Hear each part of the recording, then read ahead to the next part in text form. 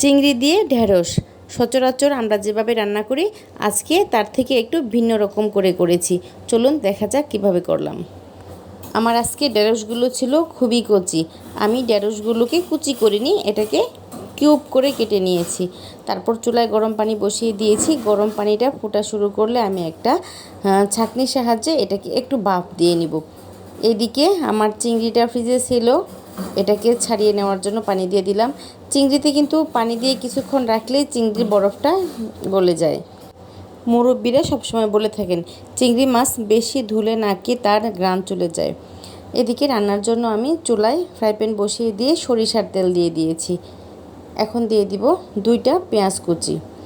খুব বেশি একটা ভাজবো না, খুব একটা মশলাও এখানে ব্যবহার করব না, চিংড়ি মাছ এমনিই ভালো লাগে।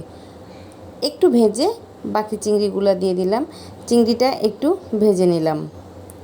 আহা, কি যে সুন্দর একটা গ্রান বের হয় না। তারপর দিয়ে দিলাম কাঁচামরিচ ফালি।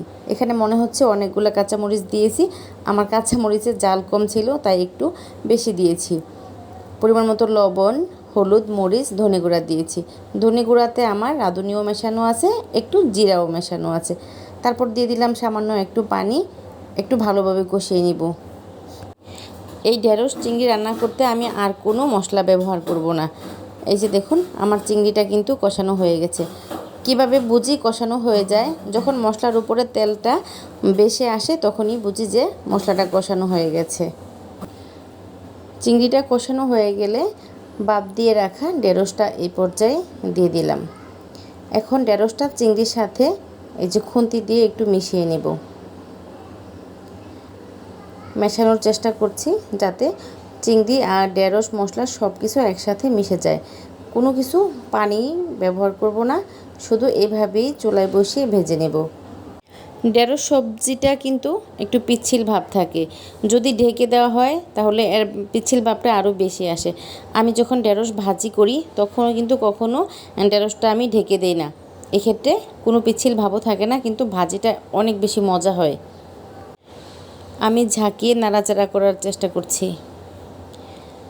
ফ্রাই প্যানটা ধরে এভাবে নেড়ে চেড়ে দিলে ওই খুন্তির কাজটা আর লাগে না। দেখতে দেখতেই কিন্তু আমার চিংড়ি ঢেঁড়স ভাজিটা হয়ে গেল। বাটিতে বেড়ে নিলাম, ঠান্ডা হওয়ার জন্য অপেক্ষা করি। গরম ভাপটা যাতে চলে যায় তার জন্য একটু ছড়িয়ে দিলাম, যাতে দেখতে একটু সবুজ লাগে। সবসময় আমরা যেভাবে ঢেঁড়স ভাজিটা চিংড়ি দিয়ে করে থাকি এরকম না করে একটু ভাপিয়ে নিলাম। আমার কাছে ভালো লাগে। ভিডিওটি আপনাদের কাছে কেমন লেগেছে কমেন্টে অবশ্যই জানিয়ে যাবেন। দেখতে কিন্তু বেশ সুন্দর লাগছে, খেতেও অনেক ভালো লেগেছিল। সবার সুস্বাস্থ্য কামনা করে আজকের মতো বিদায় নিচ্ছি। আল্লাহ হাফেজ সবাইকে।